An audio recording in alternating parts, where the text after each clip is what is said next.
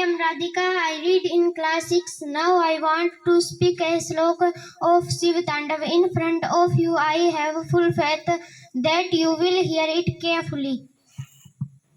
जटाटवी गलज्जल प्रवाह पावितस्थले गलेवलम्बिता भुजंग तुंग मालिका डमड्डमड्डमड्डमड् निनाद वड्डवर्वयं चकार चंड तांडवं तनोतु नं शिवं शिवं जटाकटाह संभ्रमं भ्रमं इलिंप निर्जनि विलोल वीचिवल्लरि विराजमान मूर्धनि धगज्ज्वलल्ललाटपट्ट अवके किशोर चंद्रशेखरे रति प्रतिक्षणं मम धराधरेन्द्र नंदनि विलास बंधु बंधुरा सफुर्दि